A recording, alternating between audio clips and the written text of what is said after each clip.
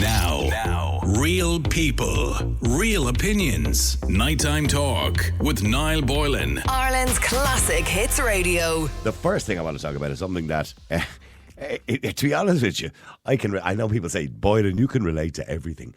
But I can genuinely relate to this. I really can, because a long time ago, my father drank way too much. A long time ago when I was a young man. I'm now obviously 61, but I remember 7 or 8 years of age sitting in the back of the car, with me bottle of Coke and me packet of crisps, or sitting in the pub, or if it was late at night, at 9 o'clock at night, I'd be brought in through the window of the pub. Anyway, many of our listeners will remember stints at the pub with their parents when dinner was a packet of crisps or a glass of blackcurrant, cordial they used to call it, doing their homework in the bar. I'm sure many of you look back at those days with very fond memories. But often, when it was neglectful, it wasn't such a good thing. Now, a new short film depicts these times set in the early 1990s, and it doesn't romanticise the idea of raising pubs in the kids in the pub, should I say. Hometime tells the story of Sam, a young boy, played by Cole Murray, who spends his 10th birthday in the pub waiting for his mum, Lauren Larkin, should I say, to finish and take him home. The film was screened in the Indie Cork Kerry International Film Festival, and last weekend at the Ealing Film Festival, where lead actor Cole won a Rising Star Award, and it scored a runner-up award in the short narrative drama category. Let's have a little listen, if we can, to a trailer from it here. I'll just get I'll get Molly to play that for us there. Why are we here? I'm just going in for a pint. Why isn't he in school? I gave him the day off, it's his birthday. It's not exactly Portland's, is it? All my drink is gone. I played with everything from the lucky bag. We go home now. Here, have a sup of that. Go away, yeah, we'll be up all night. Won't we all? We go home now, Ma, please. We go home in a minute, chicken. I'm tired, I want to go home.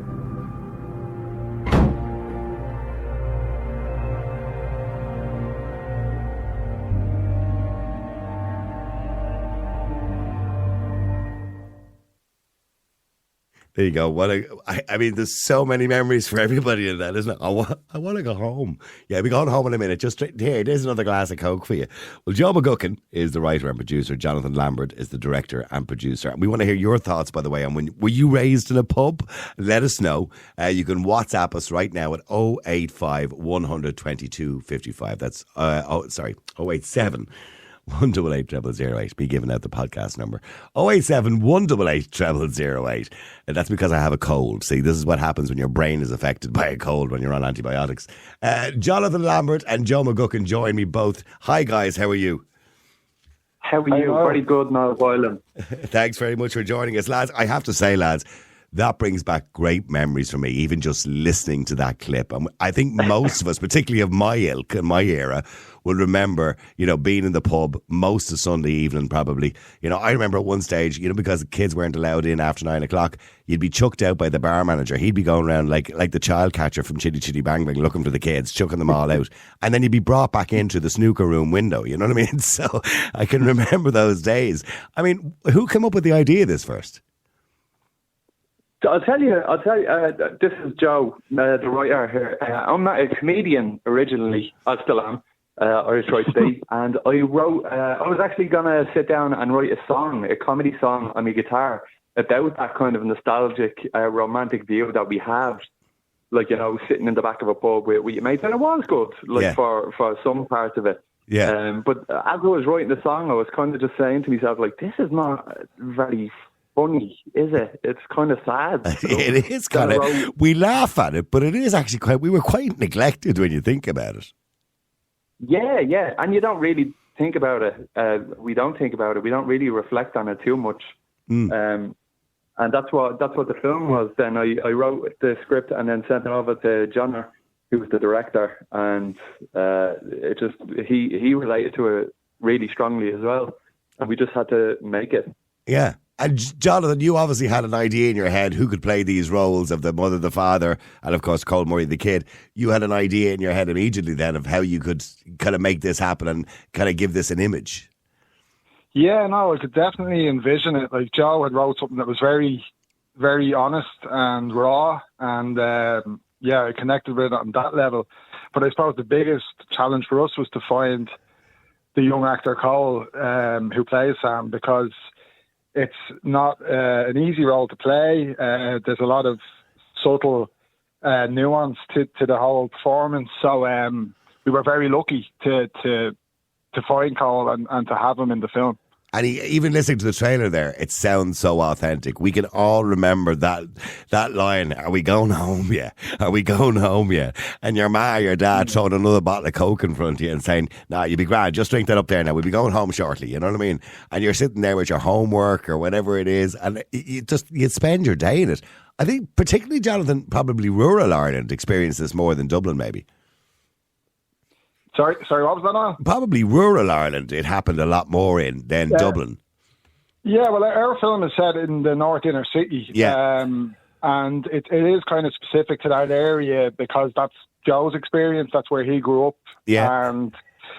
But it seems now the film is out there and we've launched a trailer on social media. There's people all over the country and outside of Ireland that seem to connect with it. Yeah, absolutely. It seems to resonate, yeah. I mean, Joe, I've driven into town and I'd be going out to Ballybock there where Jonathan's talking about the North Inner City, and you'd see there's a pub just there in the corner across the road from the garage. I can't remember the name of it. And there's always a couple of kids sitting on the step outside the pub where they're probably in and out of the pub. "Are we going home? Yeah. Are we going home? Yeah." Joe, was that an experience of your own, by the way? Well, for me, I grew up in the flats, just on North Strand, or just on Summer Hill. And the pub would just be a more comfortable place than the flats, and the seats were nice, and everyone was there. You know what I mean? It was just so normal. It was just such a normal thing for everyone to be there, and it was just like the odd time when it would just be overspent in the pub, and you'd be the last person there. And it's the helplessness that's kind of what became abnormal, and a lot of people would relate to that. You know what I mean? And we kind of grew up with this abnormal relationship with alcohol because of that. It was seen as the social setting, isn't it? The pub is look, Irish people have always had that problem, that the pub is the social setting for every single event. And we got that from our parents and our grandparents before that. Well, yeah, that's what this film is. It's a reflection on our relationship with alcohol growing up as adults ourselves. Like, I have 2 kids now, and they're 6 and 3, 2 boys, and I'm just like, I can't imagine like bringing them to the pub and staying there until closing time. Like, and so it just kind of makes you reflect on that, and you're like, holy Jesus, like what was that? Yeah, what was that? You know? What was that all about? Why did they do that to us? But here's the thing. I know you said it's really serious, and it is really serious if we look at it through 2024 lenses, I suppose, Jonathan. But in a sense, that was the times that it was. Like, my dad, would drink from one end of the day to the other and drive us home in the car, and the guards would stop him. And the worst that ever happened to him, I can remember I was about 7 or 8 years of age, and the worst that would happen, and he was off his trolley completely. The man couldn't stand, never mind drive. The guard took the keys off him and says, "Don't worry, Frank, you can pick the car up tomorrow at the Garda station."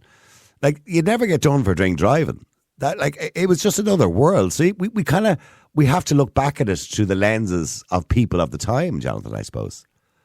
Totally, and that's why the film is set in the 90s, because that was, it was a bit more normalised, or it was normalised then. And like you're saying as well, it was a generational thing. Like, the character Leanne, who the mother in the film, like, her parents might have done similar when she was younger. So it's kind of a learned habit, which has happened over the years. And like you said, today, it wouldn't be socially acceptable, and that's probably why it is less. But yeah, I think the film is definitely, it's a period piece reflecting something of that time, but can also relate generationally to parents and children even today. I mean, Joe, you must have been delighted, when Cole won the award for the Rising Star, and also, of course, the movie itself got a runner-up award in the short narrative drama category. So you must have been elated when that happened.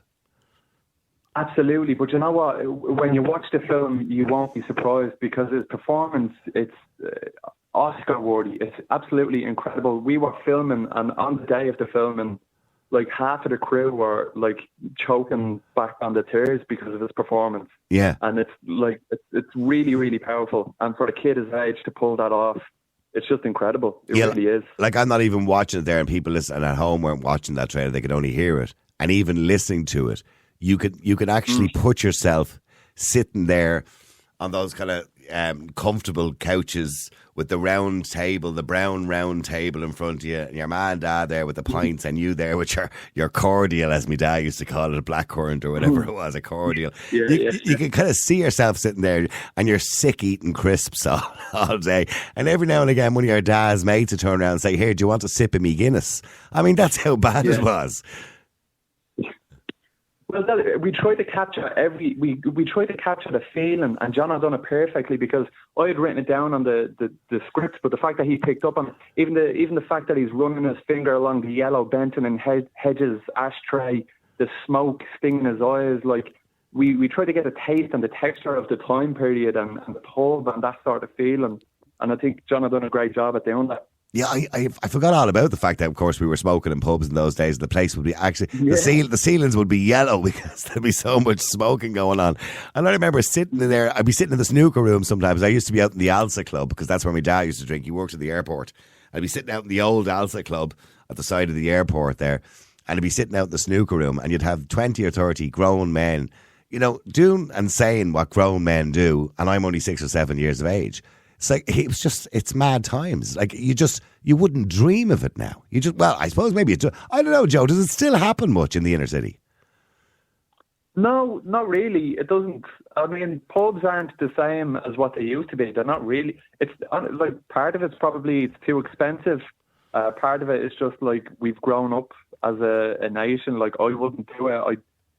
I mean, maybe if every single other person around the area had done it, then you would, but nobody does it anymore. So it's just not normal. It was normal, and it's not anymore. Yeah, you're kind of frowned upon now if you kind of have your kids in the pub for too long. If it's not just, I mean, you don't mind a Sunday afternoon for a bit of dinner or a bit of grub, but you're frowned upon if you do it any more than that. Well, if you do it until 2:30 in the morning, then you'd be frowned upon. Exactly. And Jonathan, it must have been difficult to get that image, in such a short space of time, that although we look back at it and smile because that's the way it was, but also to make it very serious and send a very strong message. It must that's a kind of difficult balance to get, isn't it? No, it is.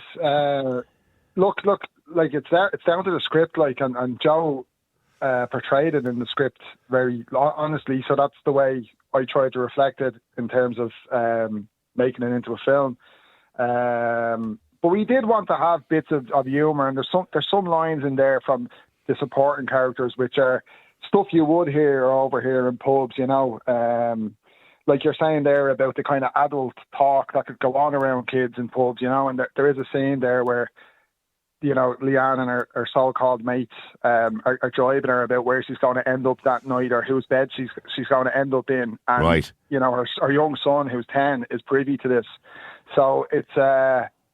it's kind of looking at things where these people are having the crack, but you're kind of honing in from the boy's perspective and seeing the seriousness of it, or the harm that will do him, Okay, well, look, I know loads of people at home are wondering now, where can we see this, or where can we get to see this, or how can we get to see this? Where's the best place for them to see it, or how are they going to get to see it? We're currently screening at festivals at the moment. We're hoping to get into some festivals in Dublin and a few more around Ireland. We're just waiting on word back. So at the moment, for the next couple of months, it'll be on the festival circuit, and then hopefully we can either organise a screening where we can invite people, or get it shown on TV. Yeah, well, TV ultimately will be where everybody'd like it to be, because I think the whole population, particularly of our generation, needs to see it. I think they really, really need to see it. In relation to, being a short narrative drama category, is there a category like that in the Oscars? Just curious. There's just short film. Yeah, sorry, Jeff. And how, are you going to try and submit it, or how does that work? There's some festivals that are qualified. I'll put my hand up. if you win some festivals, they're qualifiers to be shortlisted for an Oscar. So if it wins a festival, then it can be shortlisted, and then the Oscar panel can decide whether to nominate it or not. Right. Okay. So it's not out of the realms of possibility. Because we're kind of at the early stages at the moment. So yeah, you know, the only thing I wonder is, you know, I remember when they released The Commitments in America, they had to release it with subtitles. So, for obvious reasons. But the only thing I wonder is, like, would Americans or anybody viewing it in America, you know, to judge it or whatever, would they get it? Because it's a very Irish thing, isn't it? Would they actually get it? It's not kneecap.